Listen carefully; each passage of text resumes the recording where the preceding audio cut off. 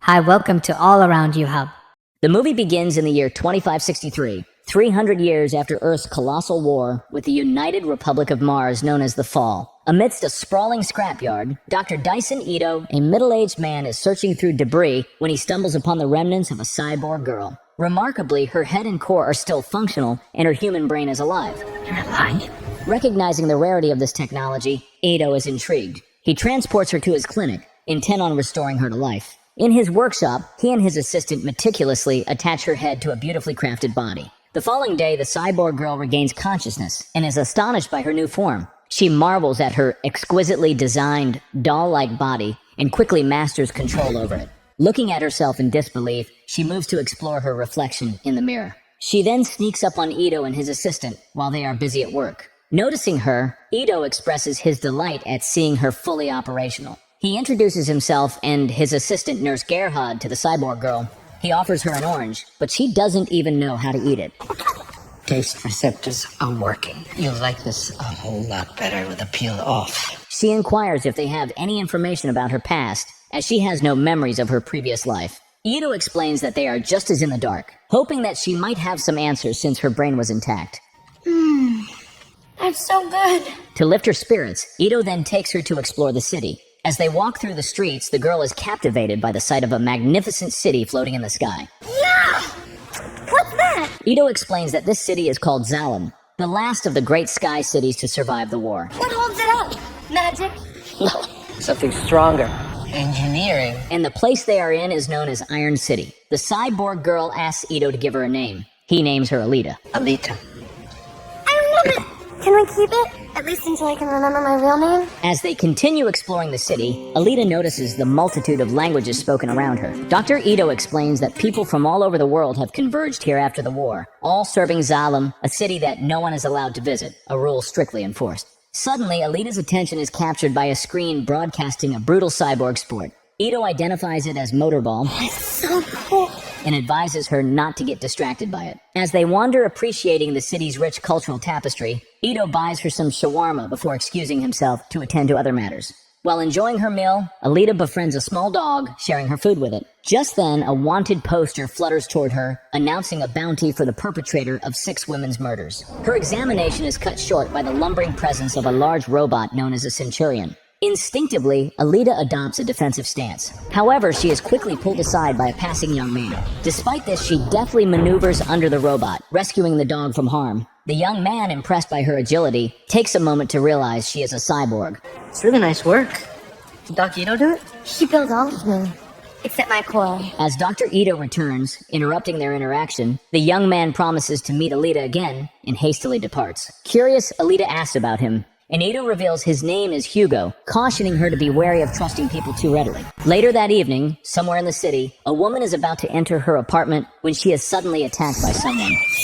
At that exact moment, Alita wakes up to her scream. She pokes her head out of her bedroom and spots Ito sneaking back into the house, clutching a large suitcase with blood on his hand. The next day, Alita assists Dr. Ito and his assistant in repairing a man who complains that thugs ripped off his cyborg parts to sell on the black market for motorball players. Nurse Gerhard mentions that a woman was murdered last night near the same location. For now, I don't want you out after dark. Is that understood?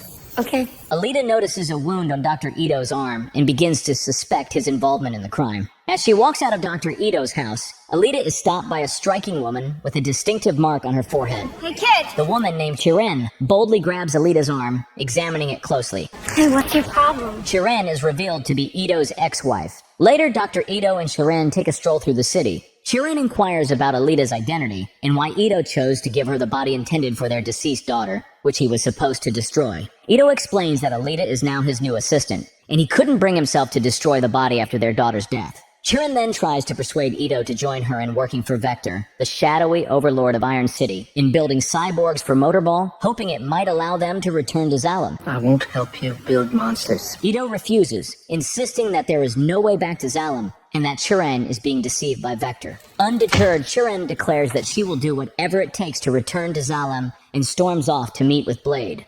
Oh, I'm sorry, to meet with Vector. It's Vector. Alita links up with Hugo and his friends and decides to join their informal motorball game. On her first attempt, she crashes into a signpost. Let go of the remote now. Undeterred, she tries again, but gets smacked by one of Hugo's friends, Tanji, who mocks her angrily. Nice, Tanji, thanks. She's never played before. Alita doesn't let this slide. She jumps back into the game, targeting Tanji. When he tries to elbow her out again, she uses her fighting skills to knock him down and scores her first goal. Hugo teases Tanji for getting beaten by a newcomer. Your freak girlfriend's got some serious malfunction. And then walks up to Alita, offering her a ride home. He admits she definitely has some talent for motorball. On their way, Hugo tries to learn more about Alita. So you can't remember anything? I'm trying to. Family? Friends? Favorite food? Nothing. Well, maybe oranges, but that's just since yesterday. But I really don't understand why she would choose oranges when she has tried the best dish on earth, shawarma. They stop at a food shop where Hugo buys her some chocolate, and she instantly falls in love with the taste. That's so great. I have a favorite food now. Just then, a bounty hunter named Zapan walks by. Hugo reveals that Zapan is hunting his target, and Alita can't help but notice how cool Zapan's sword is. All guns are outlawed in Iron City, punishable by death. In the evening, Alita tries to sneak back home but isn't slick enough. Dr. Ito catches her and asks why she's coming back past her curfew. She explains she lost track of time. Dr. Ito warns her not to trust anyone too easily and offers her some food. You have any chocolate? The next day, Hugo takes Alita to his secret spot atop a high building, providing a clear view of Salem. He shares that it's his dream to go to Salem one day. He even claims that if he were as strong as Alita, he would climb the tube that transports cargo to Salem. Hugo informs Alita that she originates from Salem because everything in the scrapyard where Dr. Ito found her is dumped from there. Starting to feel like I wasn't very important. Just an insignificant girl thrown out with the rest of the garbage. Alita agrees but mentions she has no memories of Salem. Later that evening, Alita notices Dr. Ito sneaking out of the house. This time, she decides to follow him to discover what he is up to. From a distance, she watches as Dr. Ito tracks a girl. He opens his suitcase and begins to assemble a big-ass rocket hammer. Just as he is about to strike, Alita intervenes, mistakenly thinking he's the murderer the wanted poster mentioned. But it turns out to be an ambush by the cyborg criminals responsible for the recent murders. Looking for me? At this moment, Alita learns that Dr. Ito is a hunter-warrior, and he was trying to protect the girl. Dr. Ito urges Alita to hide while he confronts the cyborgs alone. He engages one of them, but is quickly overpowered. Surprisingly, the girl he tried to rescue is also a cyborg involved in criminal activities. Alita then jumps into the fray, displaying extraordinary martial skills and immediately eliminates one attacker. She faces off against the cyborg woman. Despite being unarmed, Alita proves nearly invincible to her opponent due to her superior fighting skills and reflexes. However, a huge cyborg with a weird name, Grewishka, immobilizes Ito, forcing him to watch as his accomplice attempts to kill Alita. With precision and power that hint at a warrior past she cannot recall, Alita skillfully dominates the fight, eventually killing her opponent. Grewishka then joins the fight. Alita performs a somersault kick, during which she sees a flashback of herself fighting on the moon alongside warriors like her. Her teammate calls her 99. 99! On your left! She finishes the kick, chopping off his arm. Alita grabs Ito's rocket hammer and attacks the villain. Realizing he has no chance against this little girl, Grewishka vows to return for them both and escapes into the underground part of the city. Dr. Ito praises Alita's martial arts skills, and together they head to the Hunter Warriors headquarters to collect the bounty for the eliminated cyborg criminals. Afterward, Alita shares with Ito the brief flashback she experienced during the fight. Before the fall, there were police to stop criminals. Now the factory pays us to do the dirty work. Ito enters the headquarters, leaving Alita outside and hands over the heads of the dead cyborgs. Bounty for the cyborg Nisyana was 20,000 credits. Alita accuses Dr. Ito of withholding information about her past. In response, Ito takes her back to the lab and reveals that the body he gave her was originally intended for his deceased daughter, after whom he named her. Her name was Alita. Alita asks what happened to her. Dr. Ito recounts that a cyborg he had built for Motorball came to his clinic one night, seeking drugs. And now we know what happened to Rico after Starship Troopers. During the encounter, the cyborg knocked Ito down, but his daughter couldn't get out of his way fast enough and was killed. Her mother, Shiren, couldn't cope with the loss and left Ito. This tragedy spurred Ito to become a hunter-warrior. Although he hunted down and killed the murderer, it brought him no peace, so he continued his hunting career. Did you ever find peace? I found you. I'm not your daughter. I don't know what I am. I do. Dr. Ito then scans Alita and reveals that her heart is made from a technology lost over 300 years ago. Her heart, powered by an antimatter microreactor, is strong enough to power the entire Iron City for years. This is lost technology. Nobody's made this stuff since before the fall. Yeah, right. So I'm 300 years old. Sweetheart, you are. At Vector's place, he urges Chiren to create a cyborg that will become the motorball champion. Chiren promises to deliver the best, provided she gets the necessary equipment. After Vector leaves, Grewishka crashes through the window of Chiren's bedroom. He begs for help. Initially, Chiren is reluctant to help him, but upon learning that Alita is responsible for his condition, she changes her mind. Later that night, Alita reflects on her flashback. Pondering her past and guessing who she might have been, she begins training, inspired by Ito's words that she will remember everything one day. In Vector's lab, Chiren is working with Grewishka. Vector enters and suggests stripping him for parts. Chiren informs him that she found a wired chip in Grewishka's head and suspects someone in Zalem is controlling him. Vector is not surprised by this revelation. Chiren wants to remove the chip, but their conversation is interrupted by Nova, who connects to Grewishka. Nova? Who did this to Grewishka? Upon learning that Alita caused Grewishka's damage, Nova demands they upgrade Grewishka so he can kill Alita and retrieve her core. I don't understand how she could create such force with such a small body. It was not the power of the body that did this.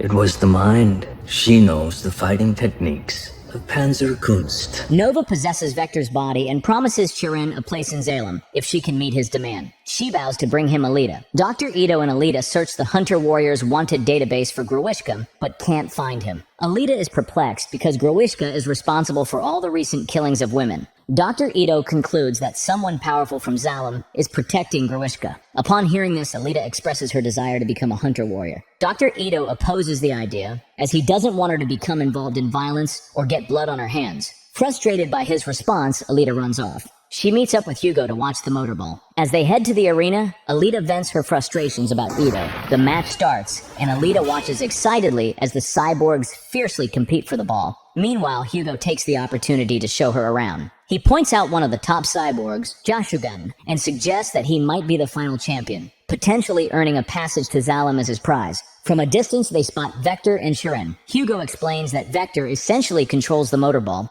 Back in the match, one of the cyborgs, Kanuba, uses his grind cutters to devastate his opponents and wins the match. Vector, however, is not pleased with the outcome. Chiren approaches him and insists that he find a way to acquire Kanuba's grind cutters, which she plans to use to upgrade Grewishka. Moments later, Hugo's friends rush over and inform him they need to leave. Before they depart, Hugo invites Alita to join him the next day on a trip outside the city, suggesting it might help her recover her memories. This evening, Kanuba is celebrating his victory with 3 girls when he is suddenly attacked by a group of masked assailants. They overpower him, load him into a truck, and sever his grind cutters. Vector arrives at the scene just as one of the masked men reveals himself to be Hugo. Vector commends him for his successful heist and pays him. He then orders the grind cutters be delivered to Chiren. Hugo hands his share of the payment to his friend Tanji, who questions when Hugo plans to tell Alita about his real job. Hugo dismissively shrugs off the question. After the group departs, Vector eliminates Kanuba. The next day, Alita follows Hugo and his friends to a location outside the city. They share a brief history of the war, explaining that Zalem is the only city that remains standing.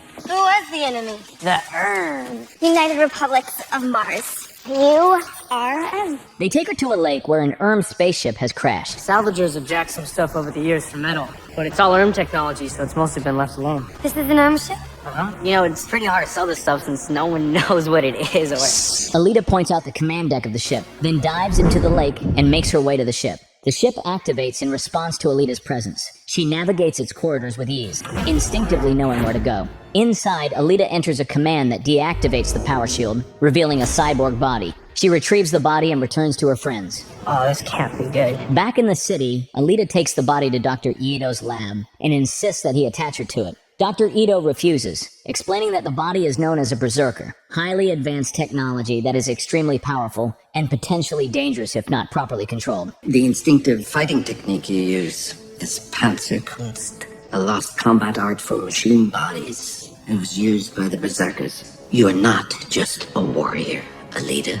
You're an berserker. Frustrated by his refusal, Alita storms out. Determined, Alita heads to the Hunter Warrior's headquarters and registers as a Hunter Warrior. After completing her registration, she visits the Hunter Warrior's hangout spot with Hugo. Hugo seems reluctant to enter at first, but Alita reassures him that everything is fine. Before going in, Alita spots a little dog from the street and takes a moment to play with it. Once inside, she observes Zappan beating up some guys. He notices them and decides to flirt with Alita. Showing her ID, Alita reveals that she is also a Hunter Warrior. Sapan introduces her to some of the most lethal hunter warriors, skeptically remarking that such a cute girl isn't tough enough to call herself a bounty hunter. And then there's McTeague, the dog master, with his hellhounds. His biggest problem is having enough left to identify after so he can collect the bounty. This is Master Clive Lee of the White Hot Palm. He has over 200 confirmed kills. He proudly displays his Damascus blade, honed to a monomolecular edge and forged before the war using the lost arts of the metallurgy. And who did you kill to acquire it? Unintimidated by his attempts to instill fear, Alita addresses the hunters, asking for their help in defeating Gruishka with a motivational speech. However, she receives no support, and Zapan laughs at her efforts. Zapan then suggests that Alita should cut Hugo loose so he can be with her. In response, Alita roasts Zapan, prompting laughter from the other hunter warriors. What could I learn from a loudmouth pretty boy who spends all of his money on his face? Maybe I'll pull your arms and legs off. Roll your head around in the street. Maybe that'll teach you some manners. You might mess up your hair. Unable to tolerate the humiliation, Zapan attacks Alita, who easily overpowers him without breaking a sweat. Despite wielding his formidable sword, he finds himself helpless against her skills. You do not deserve such a weapon. Emboldened, Alita challenges the warriors to a fight, declaring that if she wins, they must help her. None are willing to face the girl who easily defeated Zapan. You broke my nose. Yes, I did. So she begins taunting their cowardice. Seconds later, a fight breaks out. Alita dominates the battle against all the patrons of the bar. As she gains the upper hand over the warriors, Dr. Ito arrives and intervenes. Knock it off! Oh, no more free repairs! His threat is effective, and the fight stops. At this moment, the monstrous cyborg Gruishka arrives, looking noticeably upgraded. He declares his intent to capture Alita and demonstrates the power of his new grind cutters by attacking one of the warriors. Gruishka announces he's only there for Alita, and the crowd hesitates to intervene. Ah, she's all yours. What about the rest of you? There ain't no bounty on this guy, Doc. Not our problem. The little dog that had befriended Alita stands up to Gruishka, barking defiantly at him, but Gruishka mercilessly kills the dog. Alita, fueled by rage, uses the dog's blood as war paint on her face. When Gruishka tries to strike her, she skillfully dodges. He then uses his grind cutters to break the floor, creating an opening to his domain beneath the city. Without hesitation, Alita leaps down after him, and a fierce battle unfolds underground. Alita fights with precision and finesse, showcasing her extraordinary skills. However, Gruishka's relentless assault eventually finds its mark, and his grind cutters slice through her body. In this critical moment, Alita experiences a flashback of her training, where her coach reveals that Nova is the real enemy. Refusing to surrender, Alita musters her remaining strength. With her only functioning hand, she leaps at Gruishka and manages to gouge out his eye, leaving her arm stuck in his eye socket. Just then, Dr. Ito, Hugo, and the Dogmaster arrive and help fend off Gruishka.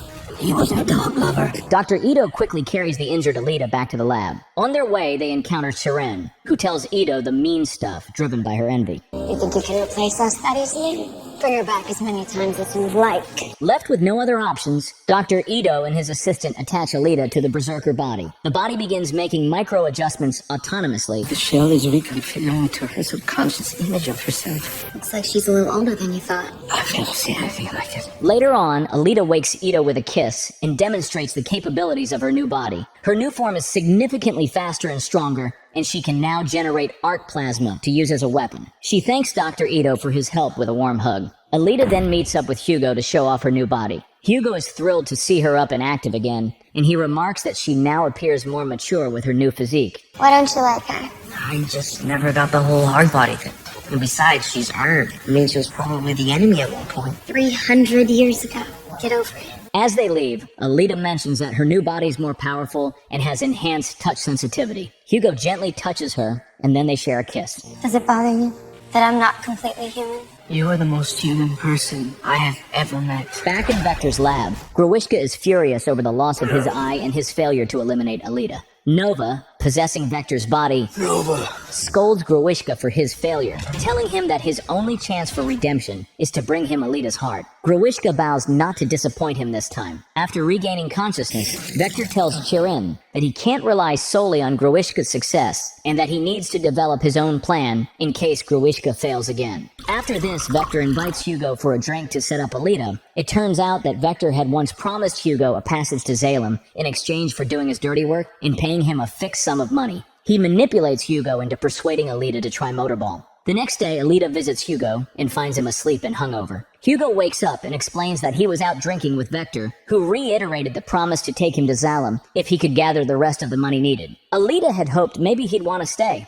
Upon realizing how important this is to him, Alita offers to help him by taking on more bounty jobs, but Hugo declines, not wanting to burden her. He admits he's unsure about his plans after meeting her. Moved by his concern, Alita dramatically offers her heart, urging Hugo to sell it so he can gather enough money for both of them to go to Zalem, while they find a cheap replacement. It's got an ERM microreactor for a power supply, probably worth millions. Hugo refuses and advises her never to give up things so precious, no matter the reason. That was pretty intense, huh? Yeah, it was very intense. Sorry. Afterwards, they head out together. Hugo reveals another potential way to make money. Vector wants Alita to compete in motorball, and if she wins, they could advance to the senior league and make a substantial amount. Alita agrees, but only if Hugo will coach her. From a distance, Zapan observes the couple. He mutters to his friend, revealing that his plans for Alita will be worse than death. Determined to help Hugo, Alita enters the motorball tournament. Dr. Ito equips her with all the necessary gear. As he helps her suit up, Alita asks him if a human can love a cyborg. Why does this cyborg love a human? Dr. Ito assures her that it is indeed possible, but he also urges her to focus on the game and take care not to destroy her body, as he might not be able to repair this technology. After they part ways, she writes 99 on her suit, recalling the number from her memory. In another locker room, Vector gathers the cyborgs he has hired to compete against Alita. He promises a substantial sum of money to anyone who can eliminate her. Before the tournament begins, Alita calls Hugo to ask why he hasn't shown up yet. I'm doing this for us, remember? You can't miss it. He tells her he needs to handle something, but will be there soon. Meanwhile, Hugo meets Tanji, who is in the middle of stripping a cyborg for parts. Hugo calls him by his real name, which angers Tanji. Hugo declares his intention to quit their illicit activities, but Tanji reacts poorly, insulting Alita. Should've jacked that bitch when you had the chance. Their argument quickly escalates into a fight. During the scuffle, Zapan arrives and confronts Hugo, taunting him about Alita's reaction should she learn of his activities. He vows revenge on Hugo for Alita's earlier interference and decides to frame him for murder. I never killed anyone. Zapan kills the cyborg Tanji was stripping and blames Hugo. As he prepares to execute Hugo, Tanji intervenes and Zapan cuts him in half. In desperation, Hugo throws a firebomb at Zapan and flees. Zapan, undeterred, begins to track him relentlessly. Back in the arena, Alita positions herself at the starting line. Just seconds before the match begins, Dr. Ito spots several bounty hunters among the competitors and realizes the match is a setup. He warns Alita just in time. It's set up. You gotta get out of there. They're gonna kill you. Which ones? All of them! But she decides to compete anyway. As the match kicks off, the cyborgs immediately target Alita. She skillfully takes them out one by one, displaying remarkable fighting skills. Amidst the chaos, the cyborgs also turn on each other, each vying to capture their prey. The commentator praises her, calling her an angel with a body built for battle. Despite sustaining some damage, Alita remains undeterred. During the match, Hugo calls her in a panic. I got a big problem. Hugo, this is not a good time. He reveals that Zapan is hunting him, intent on executing him, and pleads for her help. Alita instructs him to make his way to a specific location where she will meet him. After the call, Alita breaks out of the arena by crashing through a billboard. The pursuing cyborgs catch up and momentarily restrain her, but she fights back fiercely, managing to free herself and methodically take out her attackers. Meanwhile, Zapan finally catches up with Hugo. Just as he is about to execute him, Alita arrives in the nick of time. She disarms Zapan and saves Hugo. At that moment, Alita sees Hugo's wanted mugshot displayed on a nearby billboard. Zapan reveals Hugo's misdeeds. Is it true? Alice, you don't understand. And Hugo admits that while he has not been completely honest with Alita, he has never committed murder. Alita is left deeply shocked. Zapan picks up his sword and orders Alita to step aside so he can complete his task. Alita threatens to kill him if he touches Hugo. Zapan reminds her that interfering with a hunter-warrior and his target is a crime. So Alita declares, He's mine! Then make the kill. Before she can act, Zapan stabs Hugo with his sword, Let me make it easy for you. leaving Alita horrified. A centurion arrives, demanding they hand over the criminal Hugo. Alita carries him into a nearby building, pleading with him not to die. Hugo tells that if she gets out with him alive, they will kill them both. With his dying breath, he confesses that he stopped stripping cyborgs because he loves her. They share a final kiss, observed from a distance by Chiren. Did you find them? No, they're gone. Moved by their love, Chiren deceives Vector Approaching Alita and Hugo, Sharan reveals there's a way to save Hugo. Moments later, Alita emerges with Hugo's head in her hand. The Centurions at the scene confirm the kill. Zapan, suspicious, checks if Hugo is truly dead and discovers that Alita is keeping his brain alive with her own heart's power. Zapan attempts to seize the head, but the Centurions accuse him of trying to steal another hunter's kill. Violation. Hunter Warrior Japan. Stealing another's bounty is against factory law and the Hunter's Code. Hearing this, Alita takes Zapan's sword, slashes half of his face with it, and leaves the scene. Back in Dr. Ito's lab, he manages to save Hugo, attaching him to a new cyborg body. He credits Chirin's perfect surgical technique for saving Hugo's life without causing brain damage. Dr. Ito tells Alita that no one can buy their way to Zalem. It's just a ploy by Vector to deceive gullible youths. But how do you know that for sure? He reveals that the only way to reach Salem is to become the motorball champion, sharing that he was born there himself. He recounts that when their daughter was found to have genetic flaws, Nova presented them with a harsh choice: stay in Zalem and have their daughter terminated, or be exiled from Zalem. Choosing exile, they moved to Iron City, where Ito decided to remove his forehead mark to forget Zalem. He adds that Iron City is monitored and controlled by Nova. Meanwhile, Vector confronts Chirin after learning that she helped Hugo and Alita. Chirin confesses that she couldn't proceed with their plan because she too is a mother. She informs Vector of her desire to quit. Vector asks if she still wants to go to Zalem, but she asserts her disinterest. As Chirin walks away, she is confronted by Grewishka. Alita, overwhelmed by guilt for everything that has happened, is reassured by Dr. Ito, who insists it's not her fault and urges her not to blame herself for who she is. He emphasizes that only she can stop Vector. In a moment of acceptance, she calls him father for the first time. Thank you, Father. And leaves. Alita heads to Vector's factory. As she enters the building, several Centurions block her path. Generating arc plasma, she powers her sword and swiftly destroys all the Centurions. Violation.